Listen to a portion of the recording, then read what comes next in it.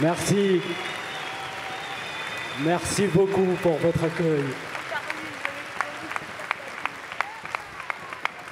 Vous savez, c'est votre soutien constant qui me donne la force de porter ces combats si difficiles au Parlement européen.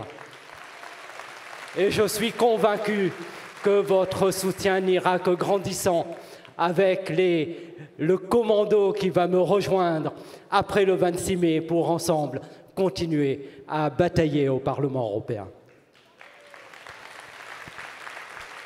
Chers amis insoumises et insoumis, nous ne pouvons pas, ce matin, faire comme si hier n'avait pas existé. Parce qu'hier est un jour qui correspond, de mon point de vue, à un tournant dans l'histoire de ce quinquennat. Malgré le chaos annoncé, malgré la mise sous tension du pays, nous voyons que le mouvement populaire des Gilets jaunes s'est renforcé. Il s'est amplifié et nous devons, pour les jours qui viennent, l'accompagner comme nous avons fait tout au long des semaines qui viennent de s'écouler. Mais ce qui nous inquiète ce matin, ce qui nous inquiète, c'est la dérive autoritaire du régime macroniste, aujourd'hui en décomposition.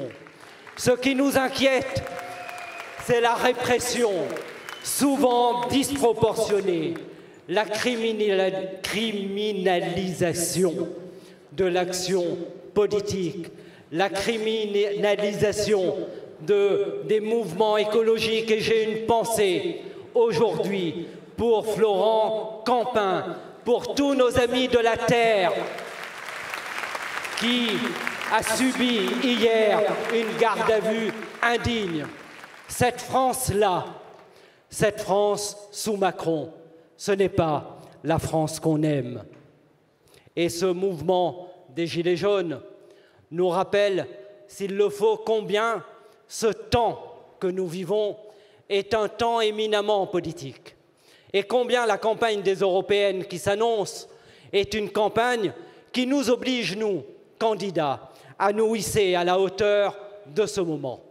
Il nous rappelle combien nous devons, dans les institutions, dans les assemblées, à l'Assemblée nationale, au Parlement européen, porter la voix du peuple, défendre le peuple. Il nous rappelle aussi que d'une certaine manière, dans les institutions, nous sommes le prolongement du peuple.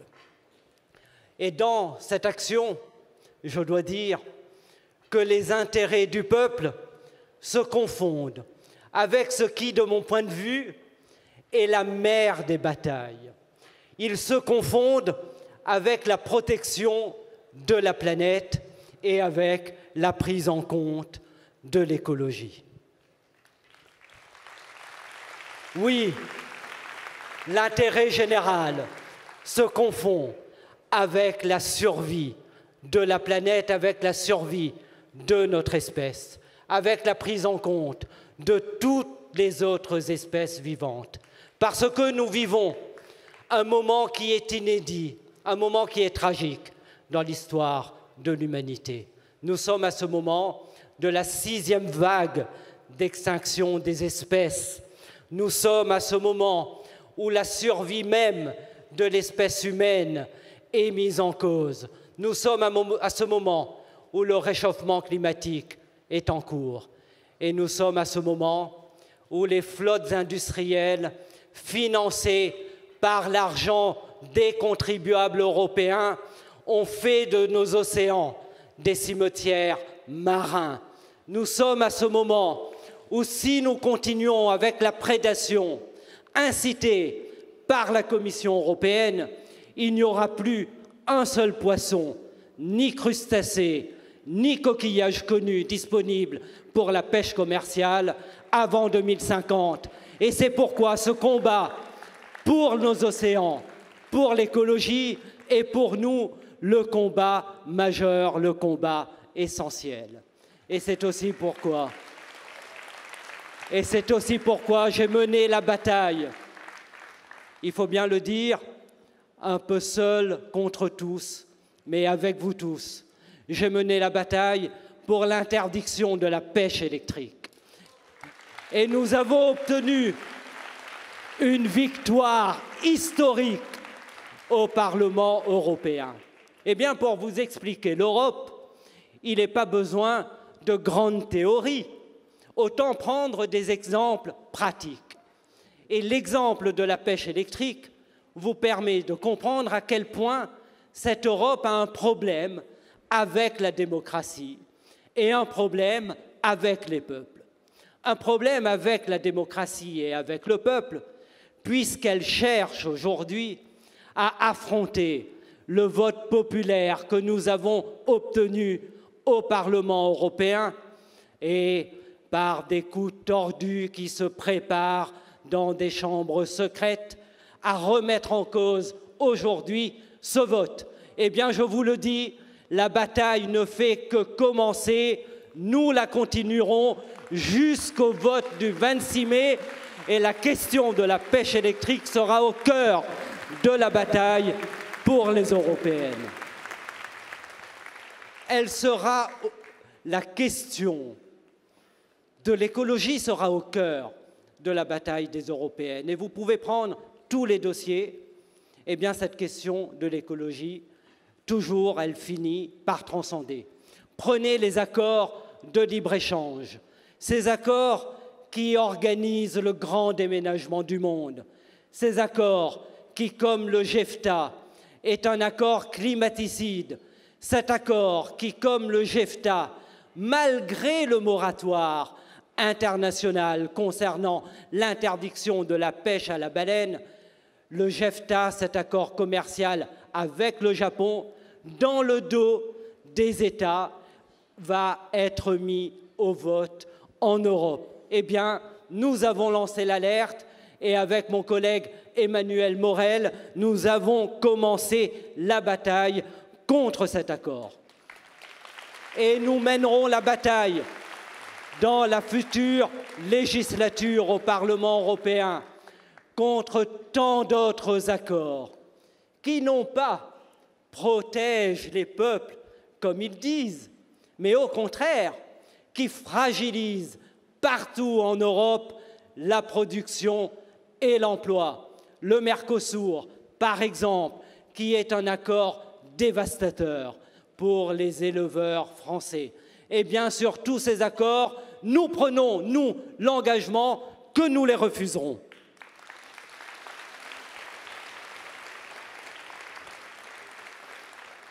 Je n'ai que 10 minutes de temps de parole, le temps passe très vite, donc je vais aller très rapidement. Vous avez vu une vidéo ce matin, et dans ma prise de parole au Parlement européen, je disais au président Juncker que les riches peuvent le remercier. Car effectivement, si le président Macron en France est le président des riches, en Europe, le président Juncker est le président des riches. Et Macron et Juncker, les deux, sont les serviteurs des riches en Europe. Ils sont les serviteurs des riches, car ils ne font rien pour la lutte contre l'évasion fiscale. Ils sont les serviteurs des riches, car ils organisent en réalité les intérêts toujours de ceux qui veulent tout accumuler le plus rapidement contre les intérêts des citoyens, contre les intérêts de notre santé, car autrement, comment expliquer que le glyphosate, dont tout le monde connaît la nocivité, ne soit toujours pas interdit? Et en France, Macron, en Europe, Juncker chantent la même chanson, et c'est pourquoi ces élections européennes seront bien un référendum anti-Macron et anti-Juncker. Mais je ne veux pas oublier Angela Merkel, qui forme ce triumvirat avec Macron et Juncker, sans doute le plus détesté d'Europe, parce que, et il faut lui reconnaître un certain talent, elle a réussi à faire en sorte que l'ensemble des intérêts de son économie irrigue l'ensemble des politiques européennes. Jean-Luc Mélenchon vous en a parlé hier, c'est l'ordolibéralisme, l'ordnungspolitik qui est profondément ancré dans l'histoire des idées et des idées économiques en Allemagne. Eh bien, celles et ceux qui préfèrent les critères absurdes, ces critères absurdes qui viennent affaiblir nos services publics, ces critères absurdes qui mettent en cause le modèle d'État-providence en Europe, eh bien nous, aux critères absurdes, nous préférons le bonheur des gens. Et c'est pourquoi nous disons qu'il faut sortir de l'application de ces critères, sortir des traités européens pour que l'Union européenne renoue enfin avec le progrès et que la marche de l'histoire du progrès social continue en Europe. Daniel me dit d'arrêter, donc je vais arrêter. Et je vais seulement vous dire une chose. Nous ne pouvons rien faire seuls.